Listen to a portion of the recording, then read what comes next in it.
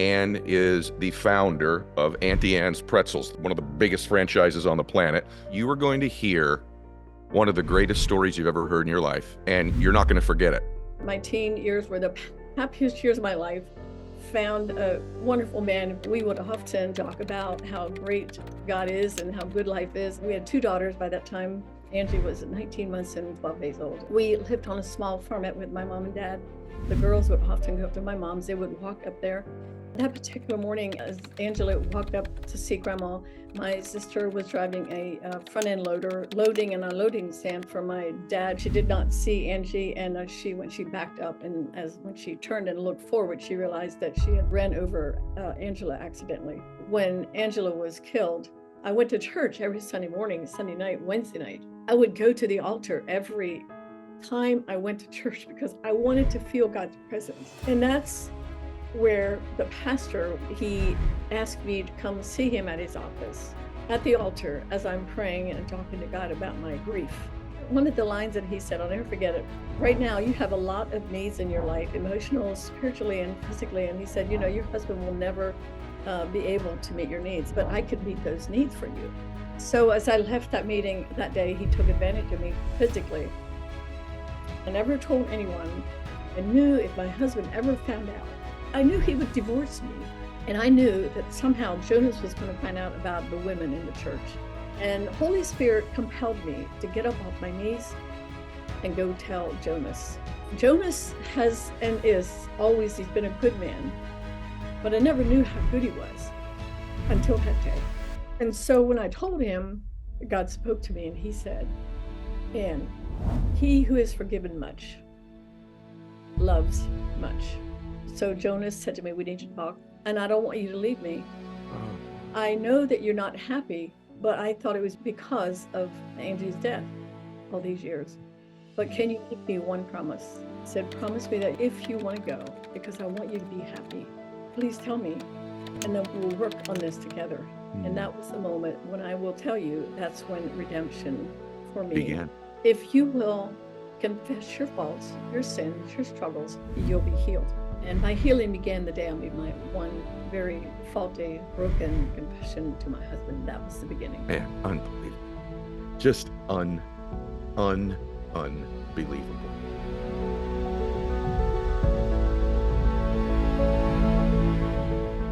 So, hey guys, listen, we're all trying to get more productive. And the question is, how do you find a way to get an edge?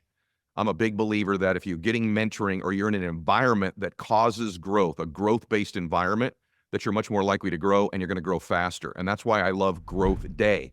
Growth Day is an app that my friend Brendan Burchard has created that I'm a big fan of. Write this down, growthday.com/ed. So if you want to be more productive, by the way, he's asked me, I post videos in there every single Monday that get your day off to the right start. He's got about $5,000, $10,000 worth of courses that are in there that come with the app. Also, some of the top influencers in the world are all posting content in there on a regular basis, like having the Avengers of personal development and business in one app.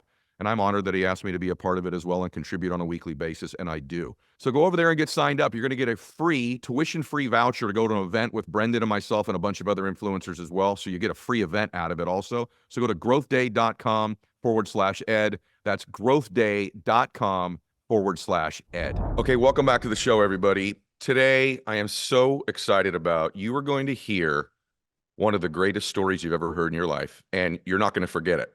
I can just promise you that on the front end of this conversation. It's a story about faith. It's a story about entrepreneurship and business. It's certainly a story about overcoming adversity, trauma, abuse, shame, and a combination of a whole bunch of other things all in one story with a woman that I've gotten to know the last 6 months to a year that I just really love. I just think she's an incredible spirit, an incredible person. And when you hear this story, you're not going to be the same again. I can just tell you that up front. So my guest today is Anne Beiler, and Anne is the founder of Auntie Anne's Pretzels, one of the biggest franchises on the planet. If you've been in an airport anytime in your life lately, like me, I've had, I don't know, probably 600 of her pretzels over the years. I'm embarrassed to admit. That's all good. It's all good. It's all good. And I have to just tell you guys, I'm so honored she's here. And the conversation is going to be unbelievable. So Anne, thank you for being here and welcome to the show. Well, thank you, Ed, and thanks for the great intro. And you're right. It's a pleasure to see you, but it's been an honor for me to meet you at some Yeah. of our events, and Yeah. I'm grateful to be here. Likewise. I'll see you in a few weeks too. We're going to be Yeah, around each other for the next year at least. I know sure. that. So normally when I do interviews, a lot of shows they'll do someone's background in the beginning, how they grew up, and I've always felt like let's cut to the chase and get to the stuff. But in your case, your upbringing is so important for everybody to understand in the context of your entire life story. And you did grow up in a very unique environment. So tell everybody how you grew up and the uniqueness of that and how you think it kind of shaped your worldview and the way you interacted with different people too. Well, thanks, Ed. Yeah, my story is starts many, many years ago, and I grew up in an Amish farm. If your listeners know anything about the Amish culture, it's all about rules and regulations. And mom and dad, there were 8 of us kids, and I was a happy child. I loved my parents. I knew they loved me, even though they never told me that they loved me verbally. They Mm, didn't have to tell me that because they cared for me. They mm, fed me, they clothed me, they taught me about life, right? mm, Um, so they taught us about faith, about family, and hard work. And I wanted to please my dad, and I wanted to please God, and I wanted to be a good girl. And I mm, think I was a pretty good girl because my dad never, rarely had to discipline me. I would say, because I was a pleaser, mm, I tried to do everything well. Was I perfect? No, but as a little kid, I was a good kid, and mm, being the third from the top of 8, I was kind of lost. I was somewhere in the middle there, and mm, I, at a very young age, learned how to be responsible. When I was a kid, I carried milk in the cow stable, and mm. I had to before I went to school, and I was 6 years old at that time. So, and what I learned, probably more than anything, faith and discipline, perseverance. I'm going to Um, ask you this. Is it accurate? Because I'm ignorant to this. You didn't watch television or movies or anything like that growing up, right? You were sort of, that's part of the faith is to stay away from technology and things like that. Is that correct? that's correct. No Because even, TV, no okay. radios, anything. Yeah, We because even just the other day I was telling you about a movie, Bull Durham. I was telling you about a movie. You're like, I don't really watch movies. I'm like, you don't watch Bull Durham? But I just want people to have a context because imagine growing up that way, everybody. And then I don't know, was Auntie Anne's had now over 1,000 locations? I think it's over 1,000, isn't it? over 2,000 Over locations. 2,000, excuse me. Imagine this, everybody. You're talking about one of the biggest franchises in the world, and this little girl grows up this way, and then you end up marrying for the rest of the world pretty young, right? How young were you guys when you got married? 19 in the Amish community, in the Mennonite community. It's very common you marry 18, 19, 20. By the time you're 21 or 22, you may have lost your opportunity. Really? Is that right? Is that It's true. right? And in that culture, it's still very much the same today. Okay. But Yes. someone asked me to ask you. It's actually the gentleman who drives you and I when we're at our speaking engagements, because I was just ignorant to this. I don't know whether it's relevant or not, but he said to ask you about the difference in the Mennonite culture with Amish as compared to the non-Mennonite culture. What is the difference between those two? Well, there's the old order Amish, which means my mom and dad grew up. That's where what we were when I was a child too. I was 3. That means you drive a horse and a wagon. You have no electricity. Back in the day, my dad farmed with horses. The Amish community, they don't even have churches where they attend. They have church in each other's homes, and they Okay. have church every other Sunday. And the Sunday you don't have church, it's pretty much expected of you to go fellowship and go visit other Okay. people in your community. Okay. The Amish Mennonite is where I grew up then from the time I was 3 till I got married. And that means we were able to have a black car. We were moving on up, let me tell you, Okay. a black Okay. car. And dad was able to farm with a tractor, and we were able to have electricity, but we never had a radio or TV in our home. And the first TV we had in our home was when I was 28 years old. And Wow. we got a little black and white TV. And I'll never forget the very first time, and this will let your audience know how naive I was. I'm not naive anymore, just so you know. I may not watch many movies, but I'm Yep. not naive anymore. I can But vouch for that for I sure. remember the very first time I watched TV, and I remember seeing on a couple kissing, you know, and I was Hmm. like, I was 28 years old. I'd never seen that. Wow. So think about the difference culturally, right or wrong. I mean, it's not a right or wrong. Sure. It's just the way it was for me. So And what you saw by the time you were 28 compared to what probably an average oh, 10-year-old has seen online now or on social media alone. I mean, what a stark contrast. My gosh. I have told my grandson, who is now 20, yesterday turned 20, I have 4 grandkids. And I told him, Ryan, you know more. You have seen more violence, more abuse, more sexual, more everything in Mm, your 20 years mm. that I have in my entire life. Yeah, but and as we move forward here, you've experienced those things in Exactly. your life since that time Exactly. in Yes. ways that most people never have and I hope never will. So here we go, you guys. Now you got a little context about how this wonderful woman grew up. And then really, I'll say it my way, you say it your way. You end up transitioning into a relatively beautiful, simple life like the one that you sort of envisioned having as a little girl, married, a family, loving relationship with your husband, and then a life-defining event takes place, correct? Absolutely. Yeah. Yeah. Yes. So in my family at home, I have to just mention this as well. I knew nothing about entrepreneurship. We sat around the family table every single day, breakfast, lunch, and dinner, no exception. You couldn't be sick or didn't feel like it or watching TV or any of that. When it was Mm, time to eat, we all sat around the table, all 10 of us, mm, until the day I got married. So around beautiful. that table, my dad got a newspaper. And so we did talk about, things in the world through the newspaper, but we never talked about entrepreneurship. I never heard the word career, never even dreamed about one day, I don't know, owning my own business. So that's Wow. another part of my story that is, it sounds almost antiquated, like it's almost impossible. Mm, But that was our life. And so you're right. I did experience a life. And I was said as a young girl, my theology was formed, and it was simple. Life is good. God is harsh, meaning I mm, want to do it all right. And I want to keep all the 10 commandments. I want to marry a really good guy and serve God and work in the mm, church, in the community, whatever that might be. But I wanted that simple life like my mm, parents had. mm, Wow. Okay. So mm, I knew that if I didn't keep all the 10 commandments, I knew this, mm, that's my theology told me.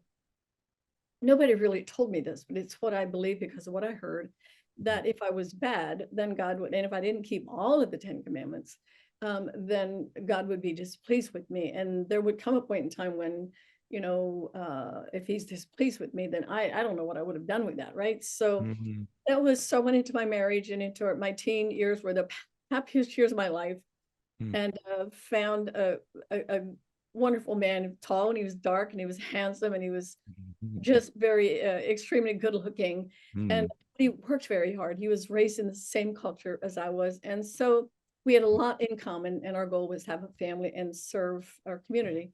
And mm, so we were in a place of we thought life couldn't get any better. We were youth pastors, and we would often talk about how great God is and how good life is. And mm, uh, we were on our way. I mean, we were almost on I would say, on a spiritual mission to really know mm, Jesus, to really know him, and to really, instead of the traditional, we were on a path of finding this amazing relationship with God. And mm, it was in the middle of that. And I knew I was being a good girl, Ed. I knew, mm, I didn't mean like, oh, I'm a good girl, I'm patting myself, but I just knew life was good, and I knew God was pleased. He had to be pleased with me, right? mm, mm, Wow, I was in for the biggest surprise of my life when on a Monday morning everything changed for us, and our we had 2 daughters by that time, 4 years old, and Angie was 19 months and 12 days old, and we lived on a small farmette with my mom and dad. And so our homes were very close together, and there was a barn between the two of us. But the girls would often go up to my mom's. They would walk up there and have their next breakfast with grandma. And that particular morning, as Angela walked up to see grandma, my sister was driving a front end loader, loading and unloading sand for my dad, who was doing a very small business, a stone business. And she always looked around, and Angela was her little favorite niece, and she would always very often pick her up and put her on the bobcat, and they would just Mm. tour around together. And that particular morning, she did not see Angie, and when she backed up, and when she turned and looked forward, she realized that she had ran over Angela accidentally, Oh. and she was killed instantly. Oh gosh. Yeah, and Oh my so God. trauma and tragedy. What in the world do you do Mm. with that? Well, being in a very close Wow. community and no longer Amish, I had moved on to, we were actually in a charismatic church at that time. The people come together and support you in ways that are beautiful, which I think is normal in any church community, I suppose. And Mm. so immediately, as I ran with her and my dad followed me to his car, we drove to the clinic, which was about 5 minutes away. And in shock and in trauma, I had no emotion. I was just Mm. stoic, very stoic, because I'm in shock and disbelief. And I walked into the clinic and laid Angela on the counter at the clinic, because I was still thinking that maybe, I don't know, maybe she's not gone yet. And so I Mhm. just said to her very calmly, I said to her, I think she's dead. And you can do some really crazy things when trauma hits you. And that moment of trauma is one thing, but then the trauma that you carry can be Mm. all over the board. And Mm. from that moment on, as Jonas then met me at the clinic, and we cried together and walked away and left her there. And Oh gosh. I walked to my mom's house. And by the time we got there, which was probably, I don't know, 45 minutes later, I'm giving you some details here, I'm not sure why. But we Please. got there, and my mom came to the front of the, she walked out of the house and to meet me. And she said, Anne, Fi's here, my sister, but she thinks that you're mad at her. Oh And gosh. until that moment, I never thought about anyone. I never even thought about my sister Mm. until mom said that to me. And it was in that moment, I can tell you exactly where I was and what I was wearing and exactly what I felt. Mm. This overwhelming feeling of, I have to be strong for her. Mm. And then my list got longer. I have to be strong for Luana, our other daughter. And Mm. that's when I actually learned how to, I didn't mean to, but it's how I learned to pretend to be something on the outside, and I'm falling apart on the inside. Of Mm. course, we grieved and we did the normal things that you do during the funeral and all of that. But soon after that, Jonas and I then began to really drift apart emotionally and physically and in every way. But because of our commitment to Christ, to our community, to God, we continued going to church. And I didn't want to look weak, and I Mm. didn't want people to think that I'm not okay. I mean, I know now that's so not healthy, I want to say. And Mm-hmm. so I learned how to just internalize everything, and to the point where Jonas and I, we could talk about the weather and his job and some church things, but we could never talk about, I would never have said to him, I'm really sad today because I miss Angie. I would never have said that. Oh. And that's how closed, I know it sounds almost, I don't even know what to say about that, but that's how we lived. And so in that position that we were in, both grieving deeply, and my 4-year-old became, which is also something that I did wrong, but she was with me all the time. And Mm-hmm. she's really the only one that saw me cry. Mm. Um, in Mm. that time, during that time, shortly after she was killed, I went to see my pastor by his invitation. And So, hey guys, I want to jump in here for a second and talk about change and growth. And by the way, it's no secret how people get ahead in life or how they grow. And also taking a look at the future. If you want to change your future, you got to change the things you're doing. If you continue to do the same things, you're probably going to produce the same results. But if you get into a new environment where you're learning new things and you're around other people that are growth oriented, you're much more likely to do that yourself. And that's why I love Growth Day. Write this down for a second. growthday.com/ed. My friend Brendan Bouchard has created the most incredible personal development and business app that I've ever seen in my life. Everything from goal setting software to personal accountability, journaling, courses, thousands of dollars worth of courses in there as well. I create content in there on Mondays where I contribute, as do a whole bunch of other influencers, like the Avengers of influencers and business minds in there. It's the Netflix for high achievers or people that want to be high achievers. So go check it out. My friend Brennan's made it very affordable, very easy to get involved. Go to growthday.com/ed. That's growthday.com/ed. Can I ask you about the church part before we go to the pastor? Sure. Number one, I've heard you tell this before, and it's it's hitting me a little different today. Um, and you even look a little different telling it today. I can see it on you. Um, so you and I can't even imagine the mental images that are running through your mind for these years of carrying her in there and putting her on the desk and whatever the injuries are. These mental images of our life are really some of the hardest ones, and Okay. Mhm. and then bottling it all up. And so what I wondered, what I've when you and I have visited before is, so you and Jonah, your husband, have drifted apart now in every way because Yeah. you're bottling it up, he's bottling it up, you're just carrying on with life. Did you not drift away from God at that time? I would think it would have been a normal human emotion to be angry with God or not to believe anymore. I've lived a good life. I was a good girl. You had these promises that I'd have a great life. Was there moments where you questioned your faith, lost your faith, and drifted from God, or was it more you drifted from your husband in an emotional and physical way only? Both, both. Okay. Okay. And I think that that's a really good point. Going back to what I said at my beginning, theology was I wanted to be a good girl. Yeah. And when Angela was killed, she made her ascend into heaven that day. I knew where she went, Mm-hmm.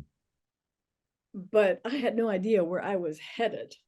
But I can tell you, it was in that moment that I began to make my downward, going into this world I didn't know existed, which was spiritual confusion and emotional pain.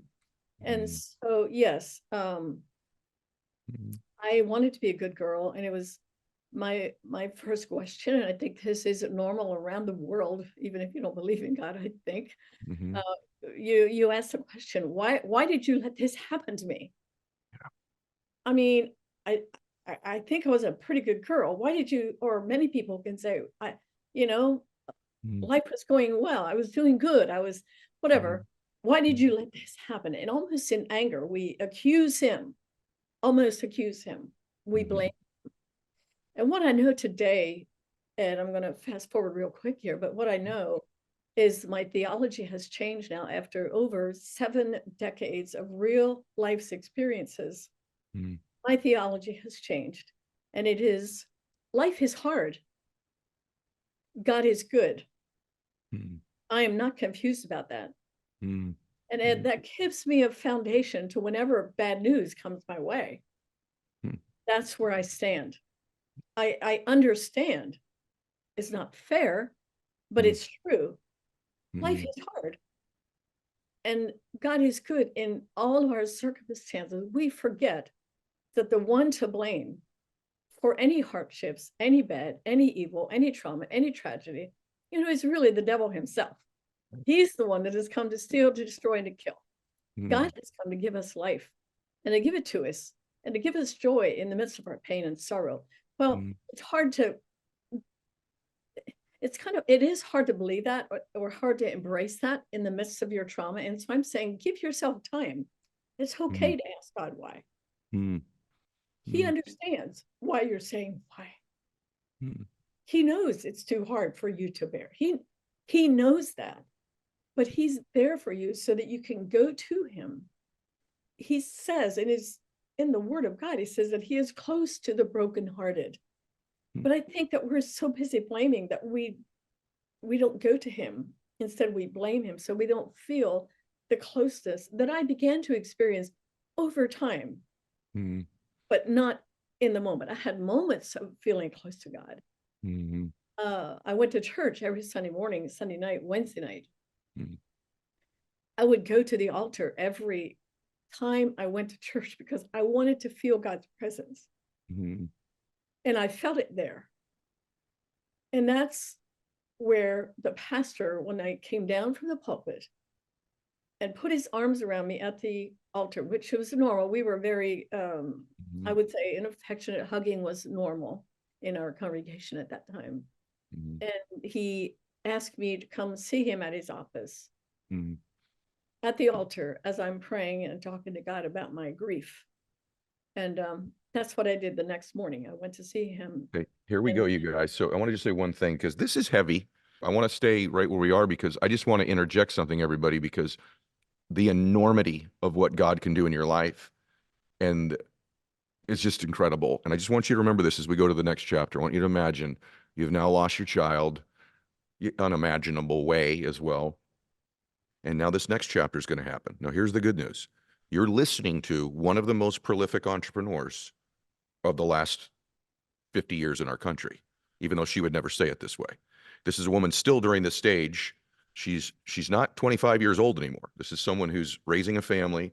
This is someone who's never thought about being an entrepreneur, never considered being an entrepreneur, wasn't a topic of conversation. And she's about as far away from being an entrepreneur in the moment you're about to hear about as you could possibly get on planet Earth.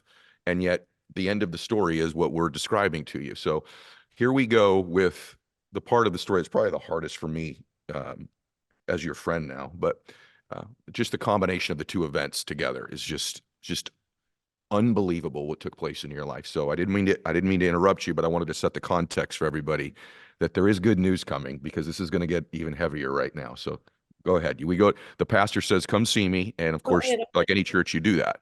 that's great, normal thing. But you're telling my story and you're making me weep.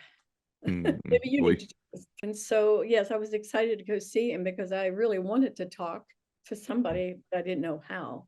Mm, And so, at his invitation, I was almost nervous and excited, and there was something happening in my belly, and I call that Holy Spirit lives within our innermost being, and He helps us to be excited and peaceful and hopeful and trying to convince us that life is, life is good. There's good things. So mm, feeling all of that in my body and going to see him, I was able to actually tell him how I felt. And it was during that conversation that he put some thoughts in my head.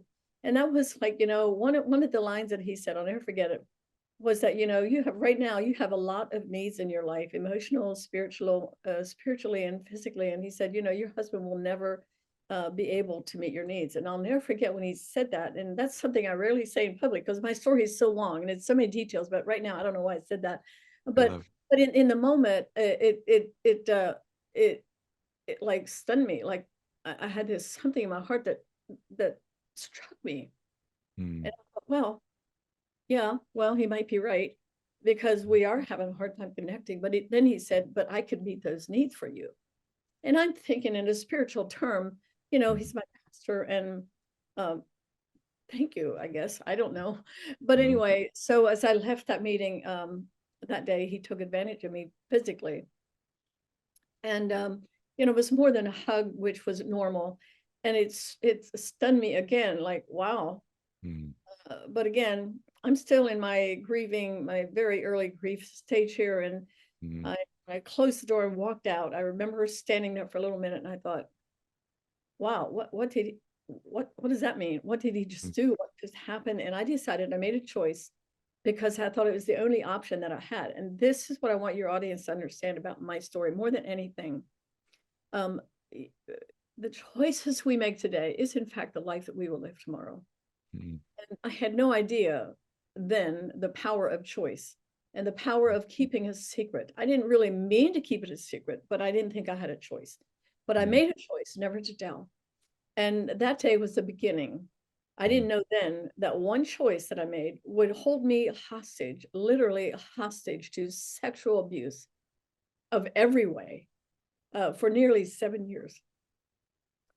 So, if there's anything that I want to tell people, is to be open and honest and authentic, no matter mm. what is happening to you or what someone's done to you, or even what you have done to someone. Because we're hurt and we also hurt people. So it's a two-way street, right? Mhm. So when you find yourself in that way, you have to run to the light. You got to run to being authentic. You have to be determined that I'm not going to stay bound up by this.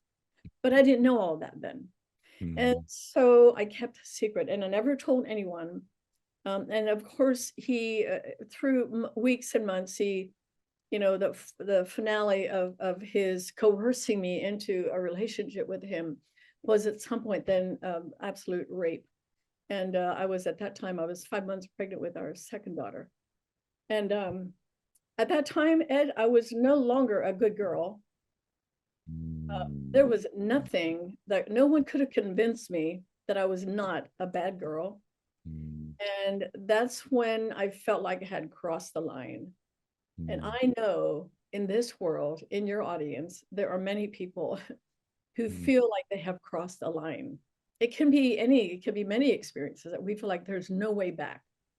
mm, And because I felt like I crossed the line, there's no way back. And so that just means when we feel like there's no way back, you can never go back.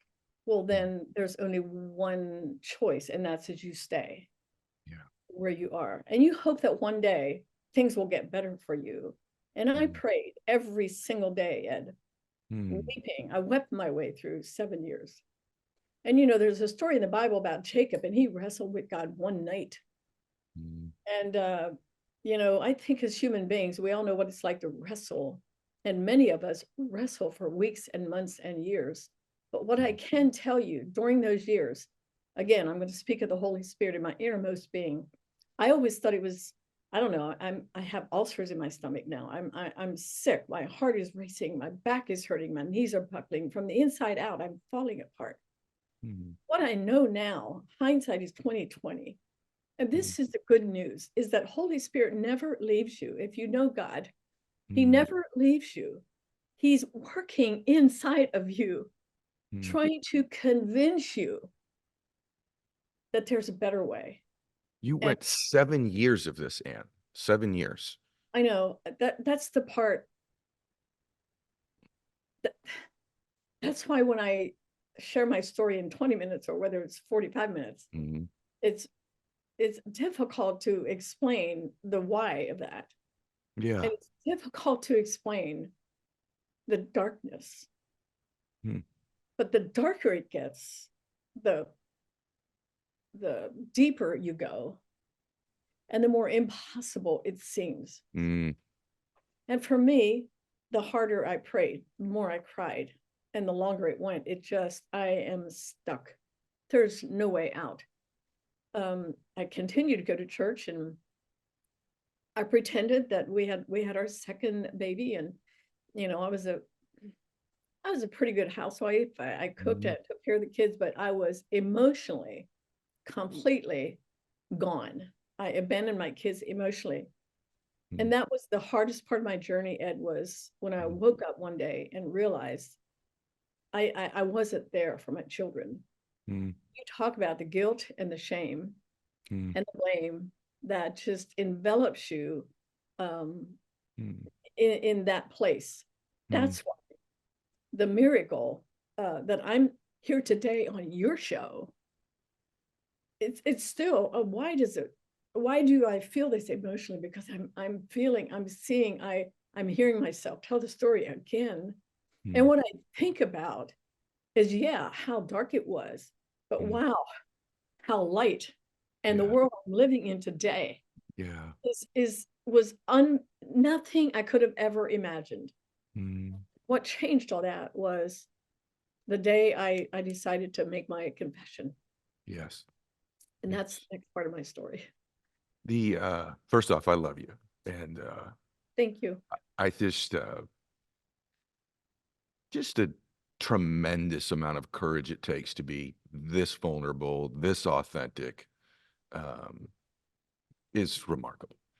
And certainly something happened to you through these times where a strength was forged into you that I certainly don't have, that nobody else I know has. If you listen to this show for a while, you've heard me and my guests talk a lot about how critical it is to have your wellness goals in order, especially lately with me. So you know how powerful visualization is. When you visualize yourself 1, 10, 30 years from now, you've achieved all your goals, ask yourself this: am I healthy at that point? In your visions, of course you are. But like anything else, without a plan to get and remain healthy, you can't hit the goal. That's why I'm so thrilled to be partnering with Life Force. It's co-founded by my good friend Tony Robbins and Peter Diamandis. Life Force is a leader in proactive care. The Life Force membership includes everything you need to understand your wellness and help you make good decisions today that keep you on track in the future for your health.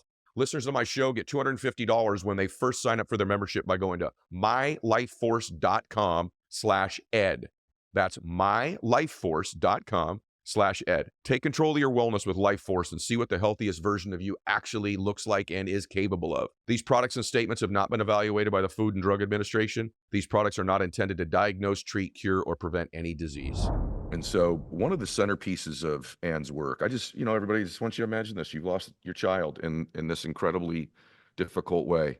And then you transition into this abusive relationship with the person that in all of our lives, clergy, and especially in Anne's life, that's a big deal.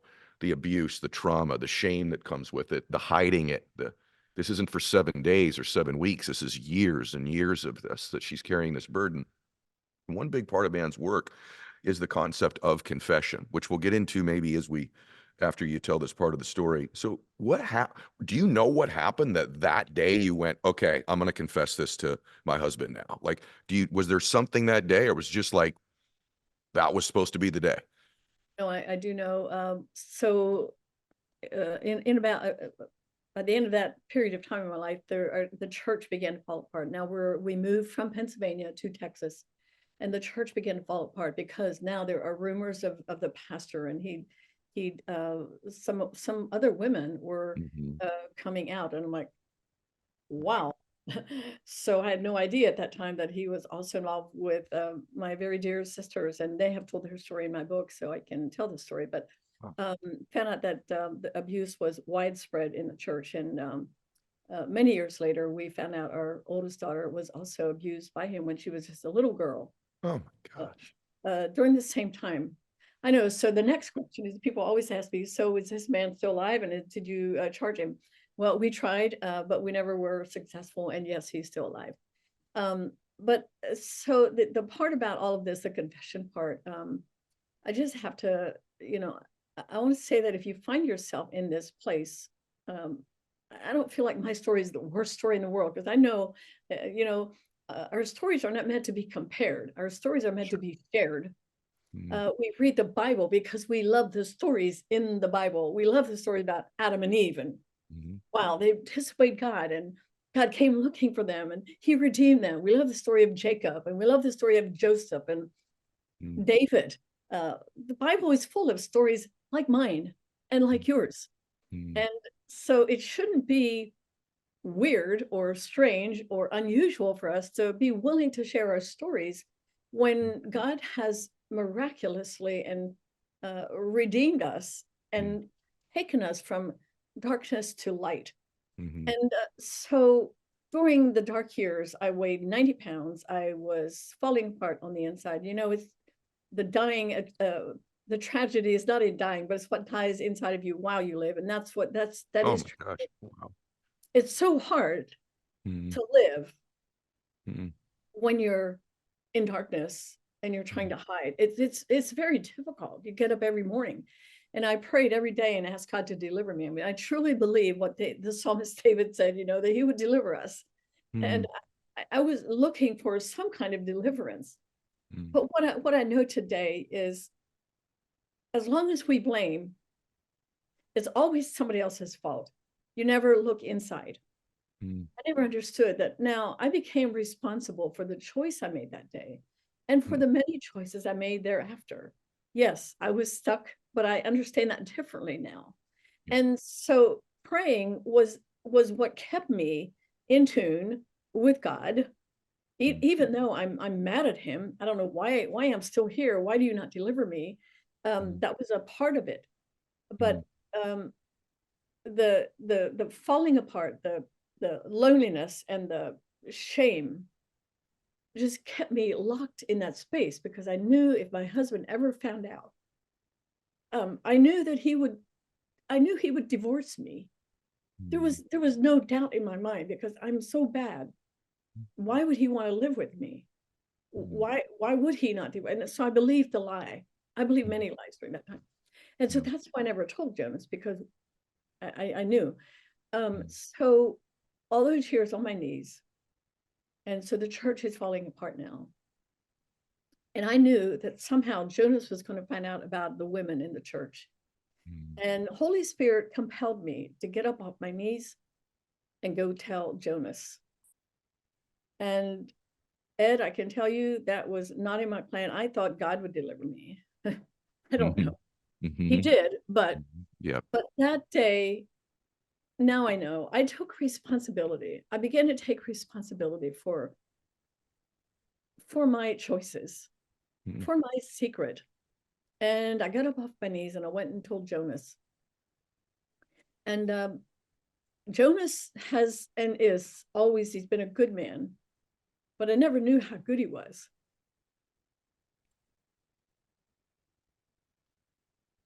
Until that day.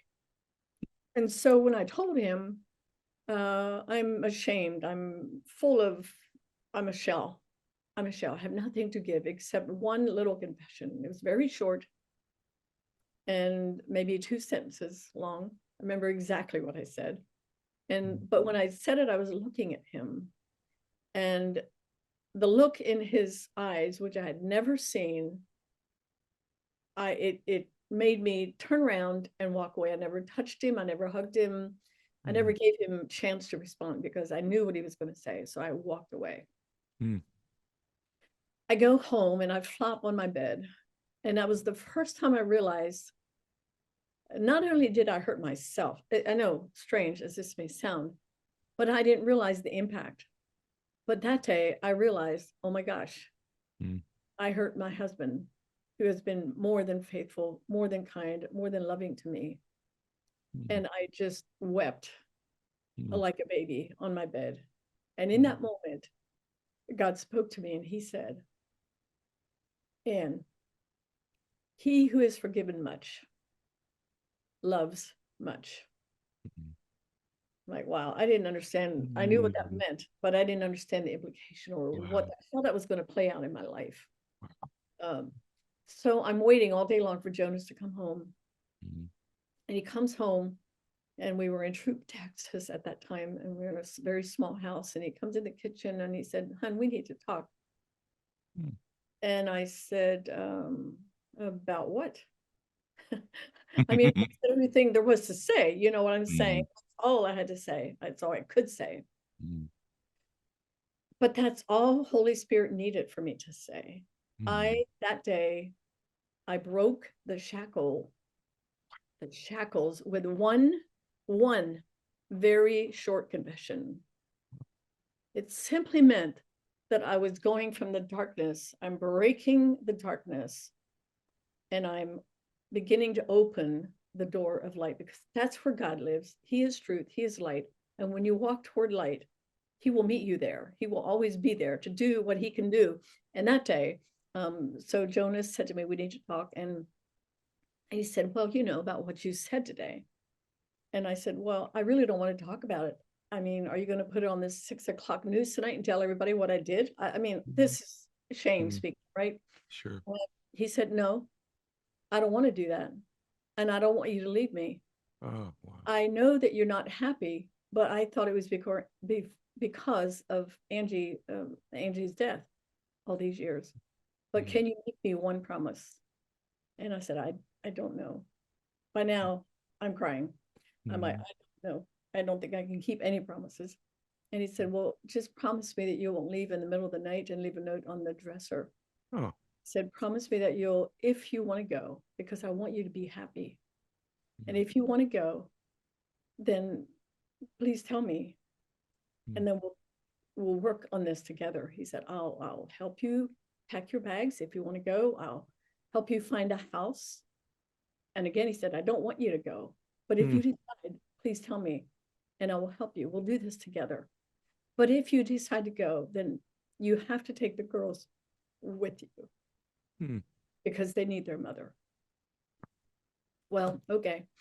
That was the moment when there was a spark inside of me, just flicker of hope. And that was the moment when I will tell you, that's when redemption for me again. But it What a good man. What a goes good man. one step further back, and that is when I decided to make a confession. The principle is found in James 5:16. It's throughout the Bible, but this one short verse. If you will confess your faults, your sins, your struggles one to another, like I'm doing right now, Mhm. and pray for each other, then you'll be healed. And my healing began the day I made my one very faulty, broken confession to my husband. That was the beginning. Man, unbelievable. Just unbelievable. Well, so far, everybody, I told you that this would be a story you would never forget. I'm pretty sure we've checked that box. And first off, just all these thoughts race through my mind, but I'm going to let everybody in. I don't normally do. I just want everybody in the audience to be alone with theirs, just alone with theirs, prayerful about it, and just be alone with your own thoughts. But my thought towards the end there is what a good man he is, and how God's redemption is pretty darn incredible because of where we're going to go now, where we're going now. So, the marriage has stayed together and is a loving, beautiful relationship. The family is strong. At some point, and I don't understand how it happens, but it blows my mind. There's like, this is unreal as we kind of shift to some business stuff because it's all correlated to all this. There's like, as I understand it, and there's like a local pretzel place for sale. Is this right? Correct. Yes, There's a that's right. local pretzel place. Here's what's incredible about Ann. There's 2,000 locations now of Auntie Anne's Pretzels. It's one of the most impressive, successful franchises in the world. And it's the least compelling part of her story, yet on its own, because of even the age she is when she starts. So start the context for us. How old are you when this starts? You have no business background whatsoever, no entrepreneurial background whatsoever, and you've grown up in a culture that is the good girl culture, raise your family, be a good wife, be a good mother. This is overall, most people would not say, okay, we're looking at a global business tycoon with locations on all over the world in a business someday, right? At this point in your life, God knew something great was going to happen, but I don't even think you did. So how old are you when this starts and how's it start? Well, I was 40 years old when we started Auntie Anne's. And 48 or 40? 40 years old when we 40 started. years old. Okay, 40 years old. Okay. Yes, and I have to go back just one little minute on the Yeah, story. please. Jonas, when I was able to make my confession to him, he got on his knees, of course, wept before the Lord, called a counselor, and the counselor told him, if you're able to love your wife as Jesus loves you, then maybe there's hope for your marriage. And Hmm. Jonas began his journey, and he will tell you, if he was on your podcast, he would tell you that story. Hmm. Just ask, Holy Spirit, or ask counselor, how do I do this? And his Holy Spirit will teach you how to love your wife as Jesus loves you. And he will tell you today that he's still on that journey. How is it that Jesus Hmm. loves me? How Hmm. can he love us in this way? And he said, I began my feeble attempts at loving my wife and my daughters in that way. And, Ed, he never told me that story for a couple of years. But Wow. after a few months, it was maybe a year later, my sister called me one day and said, how are you doing? And I said, we're doing pretty good. I mean, even that confession, even though I told you the grandness of it, but the truth of the matter is that there's a lot of hard work from that point to till the time we opened up our store. But that day when my sister called me, I said, I don't know what it is about Jonas, but there's something about his spirit that's attracting me to him, and I want to be with him. Hmm. And that in itself was miraculous. Well, he began the journey then of trying to understand what happened to us. How could this happen and what happened? And he began to study psychology. And again, he's a little Amish boy. We have no formal education, but we both took the pain and we decided that we really want to help other people. And Jonas at one point said, I had this vision. I see us. We don't have a business or anything. But he said, I see a building. It's really big. He said, and I want it to be a counseling center of some sort for the Amish, the Mennonite people to come to. And I remember telling him at that time, well, how in the world do you think that's going to happen? We don't have anything. We had no money. He said, Yeah. well, what, hun? I don't know how we're going to do that. But I know if God wants us to, then he'll make a way. And I said, well, if he wants to do that for us, then he will have to do something very big. Hmm. A few months later, we started our little store in Downingtown, Pennsylvania, our little market store, because he was doing marriage counseling as a free service to everyone that came to him full time and making no money. And that's when I became the breadwinner. And I said, okay, I wanted to honor him. I wanted to, I mean, he saved my life. There was nothing too big. And with joy, I said, well, I'll just go to work. And we found this little market stand that had soft pretzels. And that's why we started Auntie Anne's. And the three things we did not have, which you heard me say this, was we didn't have a formal education. We had no capital. We had no money. When I say no money, that literally, and we had no business plan. And so that's why I will declare to anyone that will listen that Auntie Anne's is a modern day business miracle. It should never have happened. That's what a miracle is. That is a miracle. But something happened. So you Yeah, got this yeah. local pretzel stand. I think you like, did you not look at it and was like, you thought it was worth 20 or 30 grand? You paid like 6 grand for it or something like that. Is that right? That's correct. Back in the day, farmers markets, if you're familiar with Lancaster County, Pennsylvania, there's lots of markets, and very often they buy a stall Okay. or rent a stall, whatever. But in this case, there was a stall that was for sale, and very often they were sold anywhere from 10,000 to even 125, $50,000. And so it wasn't even in our, we That's weren't awesome. even impossible. But somebody told us about this store, and we called. And they said they wanted $6,000 for it, even though we had no money.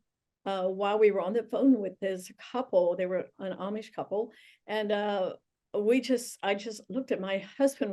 I was talking to them on the phone, and he was kind of like, sure, $6,000. And I knew that his dad had plenty of money, and so I told the couple, yes, we want the store. We had no money, but we knew we could go see his dad. So we went over to see his dad that evening, and he gave us a check of $6,000. And then we went and gave the people, the sellers, we went and gave them our $6,000. And then we went to see what we bought. Now that tells you You the weight. I was you not had a, not even seen it? no, no, we had not. Auntie Anne started with a $6,000 loan from your father-in-law on a location you had never seen before at 40 years old with no business experience because your husband was doing free marriage counseling because he had gone through a rough time in his own marriage and wanted to help other couples with their marriages. And this is crazy. And How long? This is crazy. So you walk in there.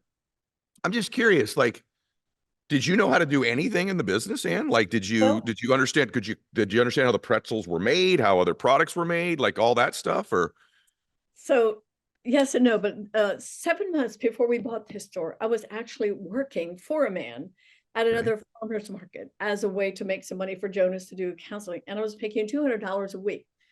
And let me tell you, I thought I had arrived. We were actually making 200, which paid the bills, groceries, gas, our home, whatever. So it was enough for us to have just to get by.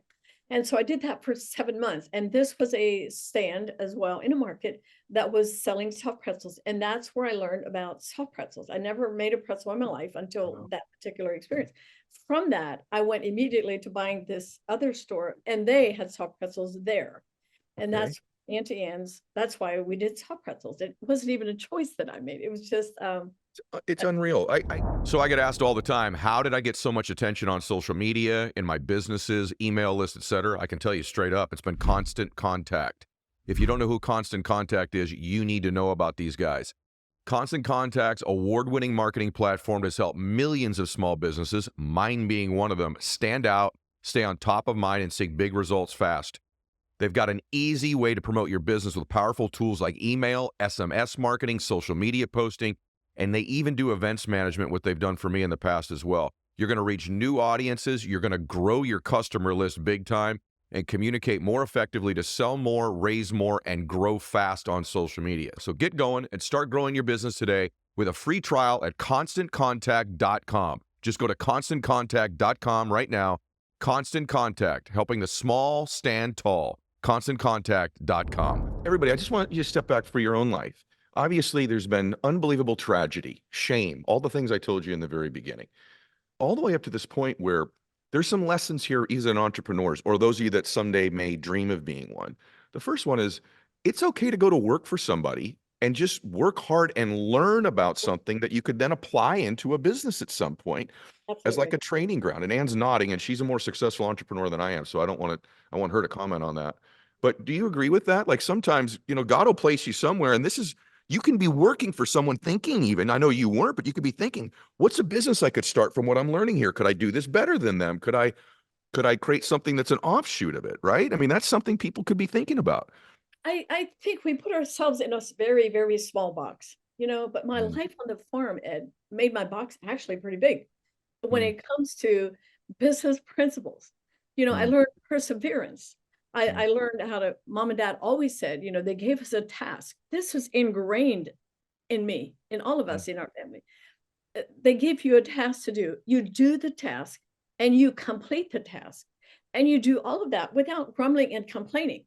You do mm, the work that is set before you, right? mm, That you were asked to do. So when I went to work at a farmer's market, I was there one day, and the manager, I'm a little farm girl. I mean, really, I'm still that at heart. And mm, I'm a doer. You do what's in front of you instead of waiting for I don't know, for your moment, for your breakthrough, or for something big that you wish and you're dreaming for. No, you do the menial tasks that are right in front of you. And as you do that, you learn. So at this farmer's market, the manager or the boss of that market, I worked for him one day, and he came to my house 2 days later, and he said, I want you to manage. Would you be interested in managing my store? And I'm like, no, because I'm not a manager. mm, I don't know anything about business. He said, oh, he said, you're amazing. Only a first man in my whole life that ever complimented me, like made me believe. He said, I see this in you. You can manage, you have what it takes. I know that you can manage my store. And I'm like, by the end time he was done talking to me, I'm in tears. Like, how can you? wow. I'm still dealing with some of my past. Like, I am not confident. I'm not my self-esteem is still pretty low. I'm like, well, anyway, but he spoke into my life, and he said, no, I know you can do this. Mm, I accepted the invitation, or the what he wanted me to manage, and I accepted that.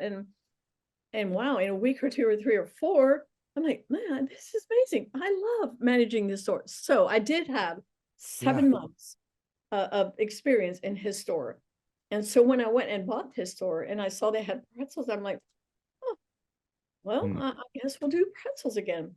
mm, So, what I know is there wasn't a headhunter in the world that would have come looking for me to be the CEO of an international franchise organization, because I was not qualified. But what I know, God saw me, He knew me, He called me, and He qualified me. And I feel like sometimes we miss the most important part of being in business. And the most important part, in my opinion, is having God uh, at the forefront of everything you do, wanting to honor him, and wanting to finding his plan for your life. mm, And mm, guaranteed he has a plan, mm. but very often we go our way and we do what we want to do, and that's okay too, but we're missing the greatest source, the resource that we have. We never stop and get quiet and ask about it and pray about it. Big, You're that's right. I'm the right I'm word. doing that, and I'm doing that right now. It's so amazing. You just said that for me, just so you know. I'm wondering if some of my former dreams just no longer are. And I Huh? think sometimes you got to get with God and just have an audit and say, is this where I'm supposed to be now? And Absolutely. what's the next thing look like? And I'm really doing a lot of that, and that was confirmation. How long did it take until you were successful with Auntie Anne's? The first, I would say the first day we walked into that store, we cleaned it, we remodeled it. My brothers and family came to my aid, and they helped us clean up the store and remodeled, and kind of the model that I had at the store where I worked for 7 months, and we sort of followed that pattern as far as how to make pretzels and all that. And and so the very first week in business, we did $857. I'm like, Mm, well, I didn't know about profit and loss, but I knew that we had $857 in cash. And I was surprised because they had never done that much. mm, Um, Again, it was just me and Jonas and one of my sisters working the store, but there was something about it that just like, wow. And so the pretzels were terrible, and they really were. And because we took their recipe, but that's a whole long story. But in about 2 months, we came up with a recipe of our own. I was going to take the recipe off of the menu because I hated our pretzels. They were terrible because I knew what a good pretzel was. And Okay. then Jonas here comes to the rescue, and he goes to the store and buys some ingredients. We put it into our mix, and voila, Auntie Anne's was born. And that day, so I would say the first week we had great sales, but about 6 to 8 weeks later, we began selling pretzels, Ed, to where within a week or two, like immediately, we could not make the pretzels fast enough. And with Wow. a few weeks, we were making 90, we called them batches, mixes of pretzels, and each mix made 46 or more pretzels. So Wow. each times 40 is 3,600 pretzels a day. Oh my gosh. So fast that I mean, now I have another challenge, like, how can I do this? Yeah. So hire people, and immediately we were making more money than we'd ever made in our lives. And it's a cash business. And I knew that in order to manage the cash, I couldn't grab money out of the till because I wanted to honor God. I Mhm. wanted to be honest. I wanted to do it right. And Mhm. so to do it well and to do it right as unto the Lord. This is my history, my background, and just I don't know. I told Jonas I counted the cash at the end of every week, which was only a 2-day market, 2 days, Friday and Saturday. Oh my Saturday, gosh. Saturday nights I would get around midnight, I would count all the money by my bedside. I called it the 3-stack system. This is how simple I was. I'm a little smarter today, Ed. So I'm just saying, there's still a lot I don't know, but let me tell you, Auntie has Sure. grew me up financially, emotionally, professionally, in every way. But Mhm. back then, I actually, Saturday night, I had 3 stacks of money. The first 10% off the top is what I took to church the next day. Yep. And then 30% I put into the bank for tax money. And Mhm. the rest of it was the expenses, personal and business expenses we put into an account. Mhm. That's the way I managed my money until maybe a year and a half later, maybe 2 years, we got a VP of financing, and he said, Auntie, and I think we're going to have to get rid of the 3-stack system that you have for us, and we're going to have to become a little more up to date. I said, go for it, do whatever it takes. So from Yeah. that day, However, though, that principle applies, and it's for more well, entrepreneurs than anything in life, which is they don't tithe and they don't save their money for taxes. The number one business thing that gets entrepreneurs usually is tax issues. They s- they absolutely. they forget they're used to getting a paycheck where the taxes are taken out, and they don't save their money for taxes. So you said, okay, we're successful. So how long before you had a second location? You're like, we need to scale this thing. So January, February, I'm sorry, we opened our first location in 1988. We did the second location July 4th. And by the end of that year, Oh my gosh. we were the combined store that we were making about $200,000 by the end of that year. Oh my gosh. We had, what in the world do you do with $200,000? We kept pouring it back, and we were very, very frugal, of course. But understanding now that we have money in the bank, and Mm, but putting it back into the company. And by 1990 we had 35 locations more. So by 1992 we had 100 locations. 1995 we went halfway around the world doing an international store. But as far as the finances, to it just became, the more money we made, the more responsible, and the more almost like, wow, I knew we couldn't spend this money. We needed to keep just pouring it into the business because we were growing so fast. what an explosive business. I mean, you don't, Very. I mean, that's usually what you hear is 15 years, one location. Then we had our second, then it took off. That's, it's almost like God was sitting there going, you're going to get through this time. There is a huge blessing coming your way. Huge. And it's going to happen pretty quickly too. I And there's mean, many reasons for success, but I think the number one reason for us was tithing and the work ethic that we had, and just our faith in God. I don't know. There's just there's lots of things beyond that. hey guys, I want to talk to you about Shopify. Look, when I started the show, the furthest thing from my mind was doing online business, and now I can't imagine my life without it. So I love Shopify because they're a global commerce platform that helps you sell at every stage of your business. So whether you're in the startup phase where you're just launching your online store, or you're at that really big business where you're like, hey, we just hit $1 million in order stage, Shopify is there to help you grow. They've helped me through every single stage. I wouldn't even know what to do without them. So whether you're selling shipping supplies or promoting productivity programs, Shopify helps you everywhere, from their all-in-one e-commerce platform to their in-person POS system. Wherever and whatever you're selling, Shopify's got you covered big time. They help turn browsers into buyers. They convert their checkouts 36% better than all the leading competitors. And I've used them for everything I do online. So every single thing you see that I market online, Shopify is somehow involved. I wouldn't even know what to do without them. Sign up for a $1 per month trial period at shopify.com/Mylett, all lowercase. Go to shopify.com/Mylett now to grow your business no matter what stage you're in. Shopify.com/Mylett. Well, I want to ask you that. That was my next question. And we're going to go a little longer because this is too good. So, why was it successful? So, I'm talking about the non-spiritual piece of it. So, clearly, there's no way you can look at your story and not say this was God's work. There's just no way. And in anybody's story, in my story, just like there's no way this goofball, me, could have had any of the remote success, whatever I've had. Same There's just, here. there's no way.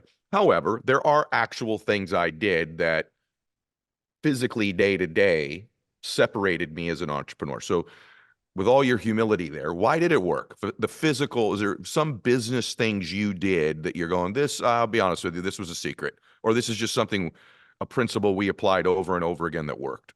Mhm. Well, I think for anyone in business, whether you're faith-based or not, I think it's really important, number one, to have a purpose. Mm, Why do you want to be in business? I mean, mm, that you have to ask yourself that question. mm, We knew why we wanted to be in business, and that was our purpose. And it was simply so that we could be charitable. And that was the number one charity, of course, was to support Jonas, who then very quickly was able to get into an office. He was doing marriage counseling in our home or in the basement of the church or wherever. But very quickly, then he became so busy, and we were making a lot of money. So he was able to rent a building, an office, to where then his counseling services grew from just him to me, then 2, 3, 4, 5, 6, 8, 10 people oh, counseling. We were paying them well. And also there was that insurance plan. We really wanted our employees to feel really good about their jobs, and we wanted to provide well for them because we knew Auntie Anne's was created to give, not just for us, but it was for our employees. It was for charitable organizations. And so our purpose, Ed, was crystal clear. mm, As the company grew, bringing all the voices from around the country into our corporate office in Little Gap, Pennsylvania, Amish country, all kinds of ideas, all kinds of ethnic backgrounds, all kinds of cultures. Now mm, we're all melting together in this office space corporate, which we eventually moved to a very big office space. And the bigger you get and the more employees you have, the more voices you have, opinions, voices, some good, some bad, but it's just part of growing a company. mhm, And this little Amish girl, my culture and my theology and all these things, the business savvy that I was not, mm, began to like, wow, I don't know what to do with all these people. But what I know today is you have to bring people into your company that know more than you do. mhm, And you have to be mhm, willing to ask questions. And even if you might know it, it's still really good to ask questions, mhm, so that you become a part of the team instead of being the boss, which was mm, never something. So mm, I think number one, have a purpose. And if you're in business for 10 years and you're not sure what your purpose is, it's never too late to figure it out. Find out mhm, that you love. And mm, then learn to support, or in whatever way, give of your time or whatever, but make it a purpose, something that you can give to. And then mm, in our case, we were able to give financially, just crazy ways that I never even dreamed. I mean, from the 1987 in June, when we moved home, to February in 1988, 6 months later, and about 9 months after, by the end of that year, we were able to give a 50,000. I mean, I don't often talk about how much we sure. gave, but you cannot even imagine. We were Mm, able to give someone that was doing great work, a $50,000 check. Like, come Mm. on. So, We didn't have anything 1 year before that. We had nothing. wow. And in less than 2 years, we were able to go from we had no house. We had rented a small place, and we were able to buy our own home Mm.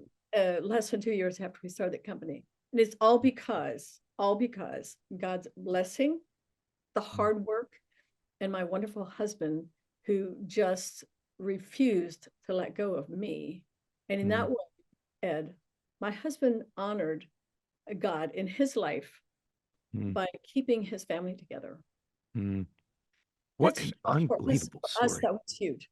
And we Mm. know, I know that. He would never Mm. say that, Yeah. but And it you was, would never brag about you either. That's the other thing. no, I would not. No, I really want to meet him. I hope I get the blessing of meeting he'll him. come to one of our events. And then, so number two, let me go to number two. And it's purpose. And then number two is obviously you have to have a product Yeah. that is better than the best. I mean, you Yeah. have to have a product that is better than what's out there. Mm-mm. Maybe not better, but as good or competitive to what's out there. But Mm. in my case, we had a food product, and so we knew it was better than the best. And but the point is, you have to believe in your product. Yes. Believe in your product. Number two, and then number three, people. I learned from my mom and dad the importance of loving people. I mean, if you don't love people, then find you a computer and stay at home and work on your computer. Well, I mean, many people do that, and they're still Yep. have a business or whatever. But seriously, many of us we got to work out there among the living, you know. Yes. And I loved people, and I had people tell me early on at Auntie Anne's, like, and I would say, I just love my people, and they would say, experts maybe in the industry, it's really not a good idea to love your people because well, I'm like, oh, really? I almost believe them. Like, meaning, Mhm. don't get too chummy with your employees, too Yeah. friendly. But I got to know my people and I loved my people. And when you Mhm. do that, they will be loyal to your purpose, no doubt about it. So that combination, in my opinion, is what drove us to success. I cannot agree with you more. And I got the same advice as I was coming up in business. Don't do too close to people because if you have to let them go or they'll get comfortable, they won't work really hard for you. I think usually people live up to the way that you treat them and that Amen. if you believe in Right. them. And if you think about how the power of belief in people, what if Oh, that man after the first day that you went to work at a store didn't come to your house and just pour belief into you? oh, Probably Auntie Anne's doesn't exist, oh. right? So the power of belief is evidenced just with that man who owned that store with you. We underestimate our words to Yes. every employee that comes into your company, build them up. You don't have to say things that are not true because everybody has a gift. Everybody has a personality. Everybody has something that you Mm. can compliment on. You may not even I mean, you may be having problems with that employee, but you Mhm. can always find something to say to them that will build them up. It's true. And Yep. that's what I You're learned from, tremendous at that. You're tremendous at it. You also, can I tell you what I think you do beautifully well? And it's just probably just who you are. Because I always teach what you just said. Make sure you're finding someone's giftedness and the things you love about them and tell them. And I think I do a really, really good job of that. You do it at an even different level that you almost do it, you do it spoken, but I think people feel it around really tremendous influential people, unspoken. There's just a feeling when I'm around you. And by the way, other people have said this about you as well. You feel loved, you feel cared for, um, even in an unspoken way. You pay such close attention when someone's talking to the man. It's something that you take for granted, but they're the only person in the room when they're speaking to you. And that's an unspoken thing. And I think there's all these little things that you just do beautifully. The truth is, you just truly value people because you see them as a brother and sister in Christ. And I think that there's the spoken word, which I'm pretty good at. And then there's people that are another level, which is where I think you are, whereas they just feel this from you. And that's, by the way, if you're listening to this and going, I don't have any entrepreneurial skills. If you have that skill where you love and believe in people, you yes, probably have the most important entrepreneurial skill. absolutely. Yeah, I agree with that. What was the Yeah. hardest part? What was the hardest part, Anne? Oh, it was all hard.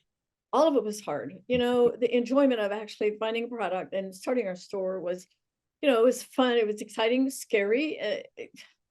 As well in many times and many obstacles, but the challenge and the what I began to feel the challenge of that and the excitement and the um, understanding that I can do something that I had no clue, and beginning to feel the responsibility may have been my greatest challenge. Um, Feeling responsibility. Now, all of this is what is happening on the outside. God gave us this gift, this pretzel to take around the world. Uh, so I began to feel the responsibility of being a really good leader. And the hardest part, well, my mind is going in a thousand Yeah. different directions right now, but I Yeah. feel like the hardest part for me was growing up. It was, I knew I couldn't stay the same. I knew I could not stay who I was. Although I know God loved me in that place, He didn't make demands on me, but He was guiding me. He was teaching me. He was helping me, and I began to feel the responsibility that if I'm going to do this and I want to keep Auntie Anne's purpose and vision and culture alive, then I really need to focus on the internal part of who I am. And that became my greatest challenge. And you know why? Because there was stuff inside of me. And this takes me to the next season of my life, which is authenticity. And I wrote about that in my book, Overcome and Lead. Um, Man, if your history keeps following you and you keep, you're dragging it along like a ball and chain, you feel weighed down and you feel more frustration than you do joy and excitement, then it just means there's something weighing you down. I mean, it could mean something is weighing you down. And so I didn't realize I was carrying a lot of my inner struggles with me into the company.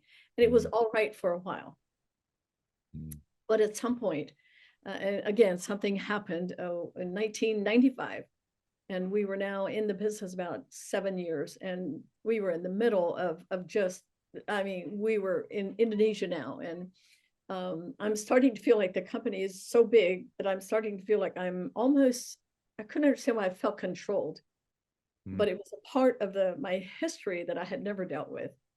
And that's when my world began to crumble.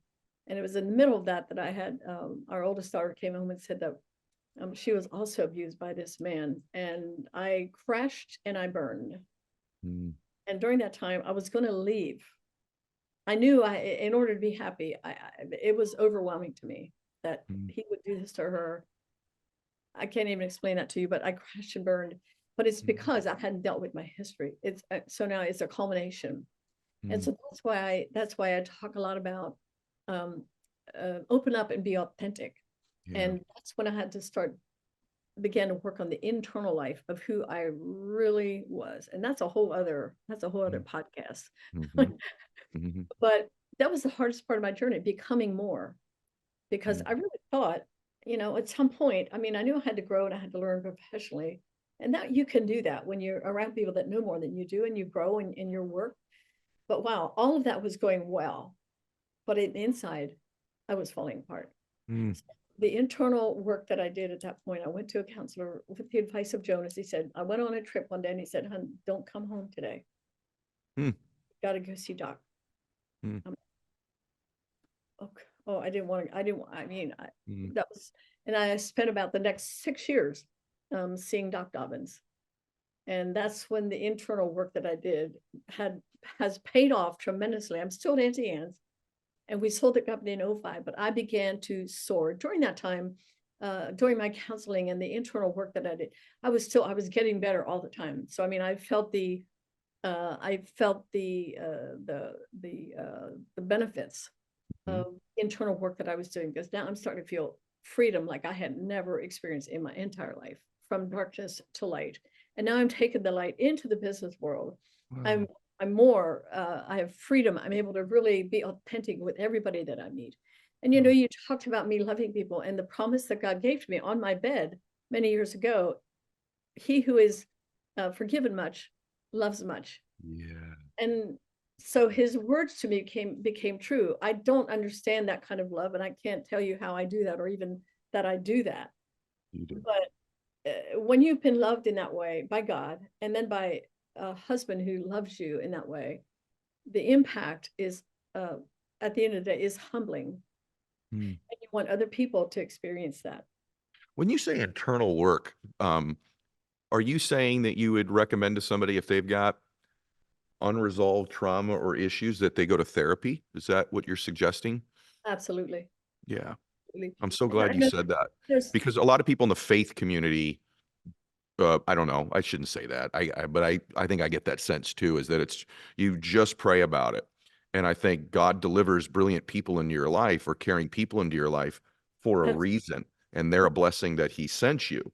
And that maybe they're an answer to prayer if you'll absolutely. And engage in with my them. case, yes, yes, absolutely. I think that you well spoken. And I feel like people say, why be authentic? Why care? Why, in the world of business, yes, in the Mhm. world of business, we can learn how to be that. Yeah. And it's like at Auntie Anne's, we took the word light, and I always knew that that Auntie Anne's was created to be light in the world of business, and light is it doesn't say a word, but Mhm. it makes things visible. And so that was very impressive to me because God really was clear with me. I want you to be light in the world of business. I didn't know exactly what that meant, but Whoa. I began to research and try to understand what does that mean.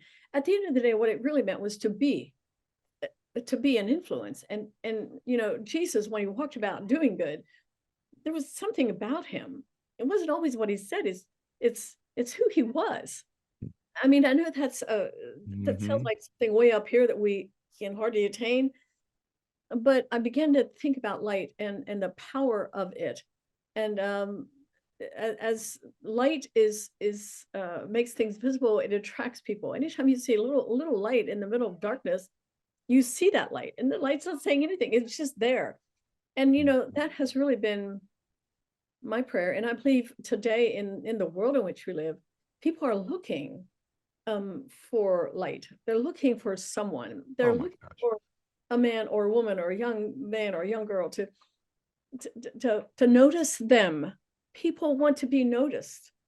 Mhm. And I think that as people of light, that's our job, is to notice people, Oh my gosh. notice them, and go to them and be light. I don't know what that means. Maybe giving someone in the airport, when you're running through it like a wild woman, you stop and give them $20. They're cleaning the restrooms. Notice people. I mean, there's all kinds of ways. And every time you notice someone, uh, it's powerful.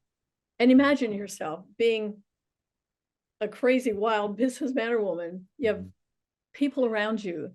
And if you will stop and notice them, that to me is that to me is a part of light. You're light filled, and you just want people to experience Mhm. being free, being authentic. I love you right where you are. I Mhm. don't know what's going on in your life. Mhm. um, you may want to tell me what's going on in your life. Mhm. And as I began to share my life, and as I began to open up my life, and people began to hear my story after my therapy, and during my therapy, I began to become more free. You know, it just attracts people to you because we want to be known.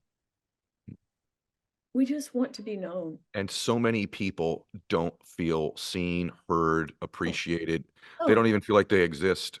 And it's, by the way, I've never heard it said the way you just said it, and it's 1,000% correct. And it's what you do, Ann. I got to tell you, people will also follow the light. And if you're a light leader, they will follow you. And it's last night, I had dinner in town, and you know that I live out on an island here in the summertime. And so we got on the boat last night and it was completely dark. And oh, I probably should have turned around, truthfully, but I didn't. And but what I did the entire ride out to the island is I kept saying to myself, follow the light, follow the light, follow the light. There was a light yep, in this very dark place. And I think in life, it was such a, I didn't realize it until you just said it, but it's such a metaphor and a truth about life that most people are in a pretty dark place in some way.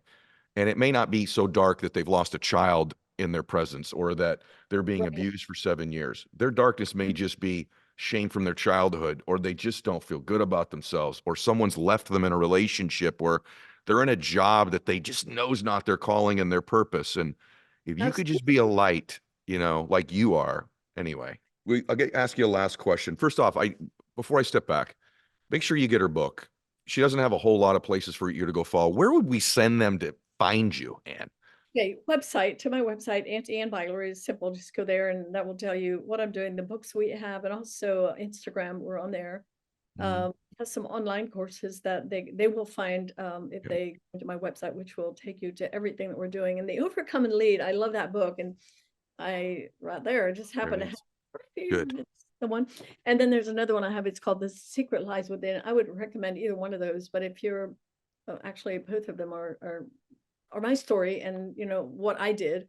And hopefully it encourages people to just be open and real and honest. It's so Which hard is for us. what Yeah. you are. I introduced the show today. I love when I introduce the show and then like it even exceeds what I said. But this is I don't know why everyone does not know your story. And now I'm hoping after today, most of them will, because I don't know, everybody, have you ever heard anything like this in your entire life? I mean, seriously, from a woman who can tell it in such an incredible way, with such humility, with the gifts that she has. It's just, I'm so honored that we got to do this today, and I truly am. But I want to finish because you just helped so many people today. So I just want to give you a general question, kind of like serve back to you for the last one. And that is that if someone's listening or watching and they've stayed to the end, so I want to give them a big reward, and they're doing that today, and they're like, I feel like I'm called for more, and I'm in a dark place, or it's just, at least maybe I'm not in a totally dark place, but it's not filled with light. I could tell you that. And I want to change my life. What general advice, tip, tactic, strategy, thought would you give to that person if they had a chance to ask you that in person? You're called for more because you are called for more, not just a feeling, but you are. If you feel it and you hear it and you sense it, you're called for more. Mm, My simple advice is just open up your life to someone. mm, That's the power of confession. It's the power of authenticity. Because when you open up your life, you get unstuck, mm, and talk about your frustrations and your feelings as a business person or a wife or someone that's a husband or someone that you're so inundated with the even just the pressure of life and you feel like you're stuck in this place where I can't move. mm, um, Call your best friend or someone that you can trust, obviously mm, someone that won't take your story and use it against you, mm, but someone that can listen well. And as you're talking, pay attention to them. Are they listening? mm, And if you can find a good listener, it will open you up to the more, which means that the reason we're stuck is because we're full up to here. We're mm, drowning in our own selves. And when you begin to talk to somebody, you begin to unload all of these things that you're struggling with alone. And you were mm, not meant to carry all of it alone. And I would recommend you don't do it sitting at the bar. Like, okay, that's one place you can do it. But mm, no, I'm talking about, invite your friend to your house or go mm, have coffee mm, but just determine. And I've had women tell me already, there's nobody that I can talk to. And I'm done. Well, number one, that's not true. That's a mm, lie. And so I mm, would say, ask God to show you, mm, direct you to somebody that would listen to you and your struggles. That's the mm. beginning of more. That's what it was for me. I love that. I got to tell you, everybody, you know who it is for me now in my life? My mom. Good At for you. this late stage of my life, it's my mom. So there's somebody, and Yes. it's changed for me who those people are over my lifetime. But it's my mom. My Mm, mom in her 70s, and I never had that till she was till probably 2 years ago. I started to open well, up to my mom a little bit, and then a little bit more. And you know what? It's my mom. That's who it is for me now. And what an sometimes it's honor. not what they say back; it's you listening to yourself, right? Absolutely. That's the whole point. What an honor Mhm. for your mother, Mhm. for you as a son to bring her into your life that way. Greatest honor for any mother. Oh, I love this.